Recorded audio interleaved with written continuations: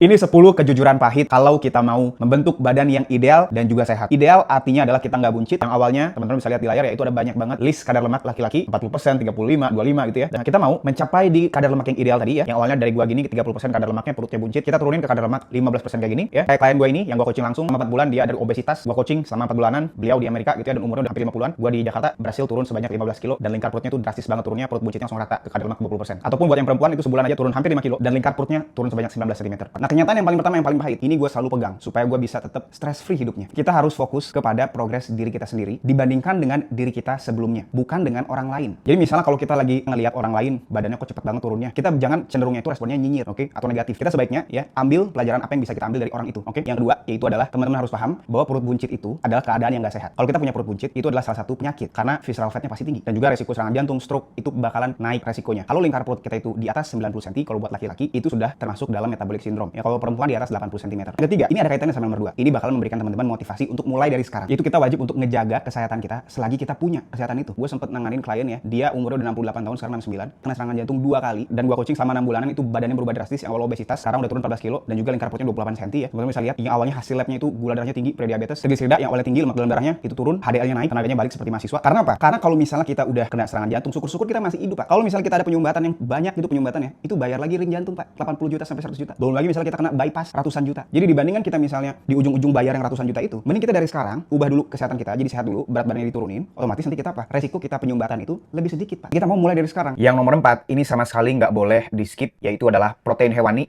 Itu yang utama di makanan kita setiap harinya untuk mencapai di keadaan kalori defisit. Karena densitas atau kandungan nutrisinya itu ya, kalau buat teman-teman lihat di layar, itu sangat-sangat kaya dibandingkan dengan makanan-makanan lain ya, selain hewani, sehingga bakalan lebih cepat banget kenyangnya, padahal makannya sedikit doang. Nomor 5, ini penting banget buat teman-teman yang mulai untuk diet ya, yaitu dengan olahraga saja. Tanpa diet, kita nggak akan punya hasil yang maksimal. Nah, kejujuran pahit yang nomor 6, gula, terutama gula yang olahan ya, dan juga karbohidrat olahan yang berbahan dasar tepung biasanya, adalah adiksi yang paling legal. Nah, kejujuran pahit nomor 7, ini penting banget ya, buat badan kita jadi ideal. Kita mau bentuk badan ideal melalui latihan beban juga, oke? Mau di rumah ataupun di tempat gym, ya, mau dengan alat sendiri atau beban badan sendiri gitu ya. Dan ini juga kita wajib terapin, mau laki-laki ataupun perempuan, karena latihan beban ini penting untuk menumbuhkan organ baru, yaitu massa otot di badan kita. Ini nomor 8 ya, ini penting banget supaya kita nggak cedera, buang-buang waktu ya. Kita mau latihannya itu minimalis, tapi tetap menghasilkan hasil yang maksimal. Artinya apa? Artinya kita nggak usah latihan sampai 6 hari, 7 hari gitu ya, karena kita bukan atlet dan kita mau melatih bagian otot yang kita pengen latih dengan cepat tumbuhnya, itu 2 kali seminggu. Artinya, misalnya contoh kita mau bentuk dada lebih cepat, kita mau latih dadanya 2 kali dalam seminggu. Misalnya Senin kita latihan dada, Rabu kita latihan dada lagi, atau Kamis kita dada lagi. Kejujuran pahit yang nomor 9 ya, yaitu kita kalau mau turun berat badan lebih cepat, kita mau menambahkan pengeluaran energi dengan jalan kaki, mau di treadmill, ya kita naikin intensitasnya biar lebih banyak pembakaran kalorinya, tapi kita jaga heart rate-nya ya. Nah, ini yang terakhir, yaitu adalah kita wajib untuk